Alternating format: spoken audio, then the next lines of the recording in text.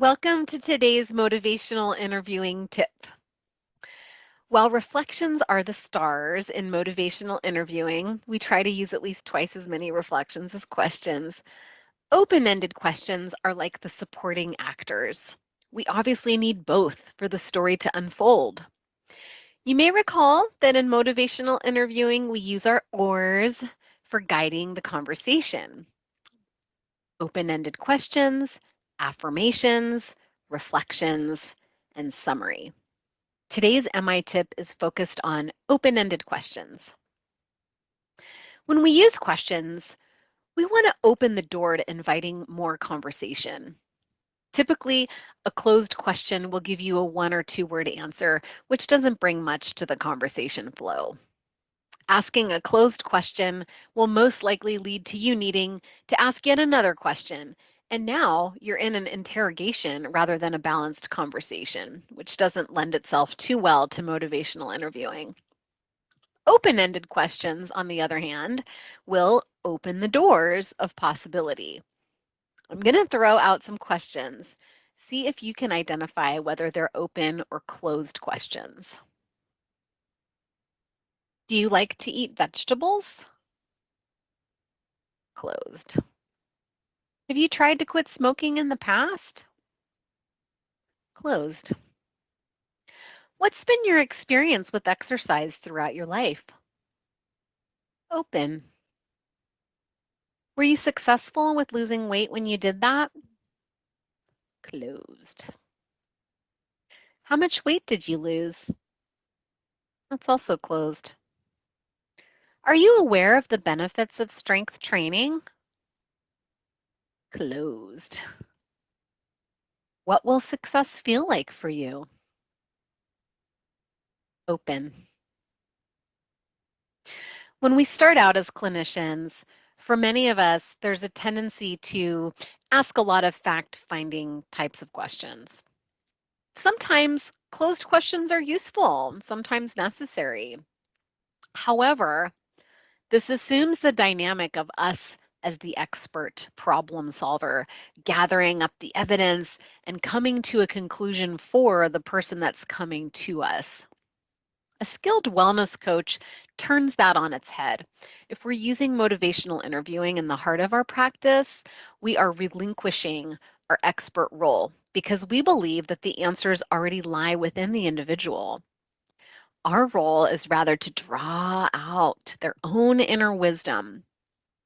Remember when the Good Witch tells Dorothy from The Wizard of Oz that you've always had the power all along? Asking open-ended questions will help to draw out the person we're coaching's inner wisdom, help them to see what's already there. Of course, if they really truly are unsure and looking for guidance, there is a way to present them with some expert choices so they feel supported while still maintaining their autonomy.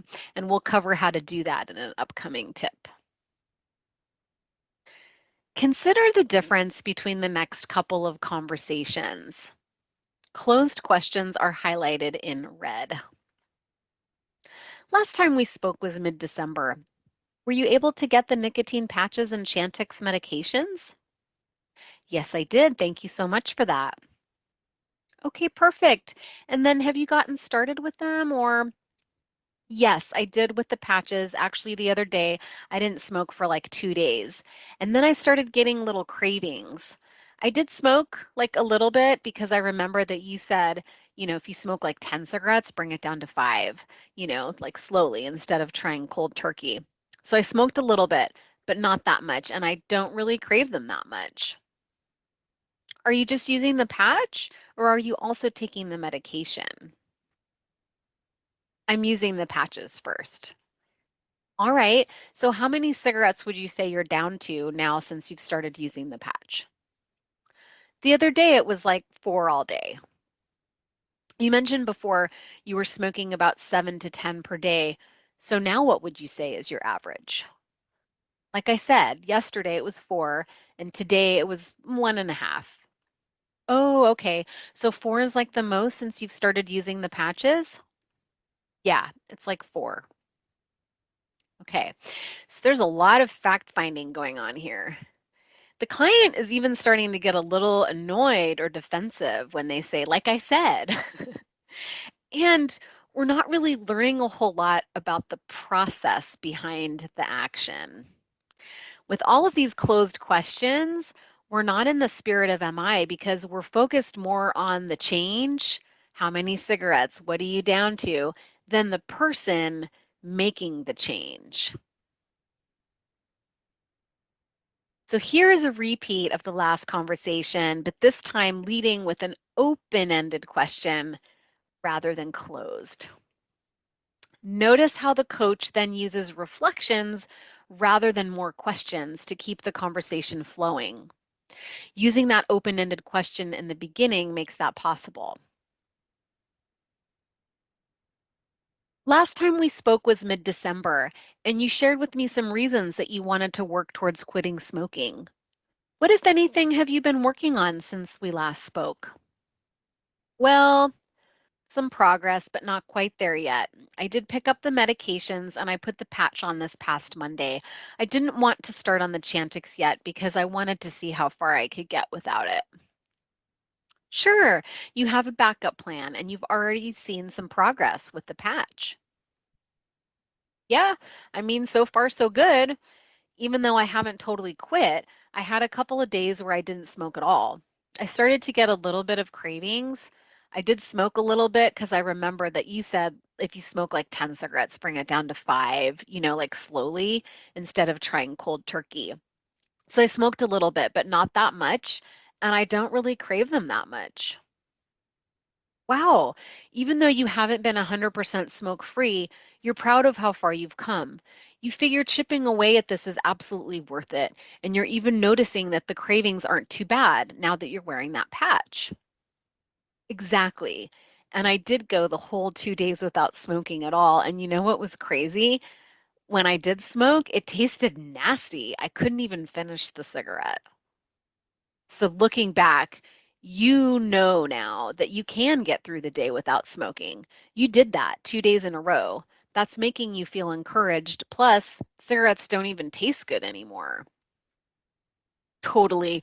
It really didn't. And the smell, too. It's going to be nice not to have to constantly worry about the smell. So you can see here how the focus is on the client's strengths, actions, and motivations. We shift the focus from outcome-based objectives to person-centered, compassionate caring. And now the client is giving us plenty of change talk, reasons why they want to quit smoking. And all of that happens from us choosing to use motivational interviewing tools, the open-ended question, and then plenty of reflections. So let's practice opening up some closed questions. And this may feel hard at first, like a tough nut to crack open. Like with opening a coconut, you can hammer away at it, which is hard work and not super effective. This would be like using a ton of closed questions to spark a conversation. Or you can just use the right technique and just get into the juicy center with much more ease. You'll be amazed at how effective an open-ended question is in getting the conversation flowing. So I invite you to practice opening up the following closed questions. And I'll give you a hint, starting with what will often do the trick. Do you like to eat vegetables? Have you tried quitting smoking in the past? How much weight did you lose? Are you aware of the benefits of strength training? Were you successful with losing weight when you did that? So please post your suggestions in the chat. I'll look forward to hearing what you come up with, and we'll see you next time for the next motivational interviewing tip.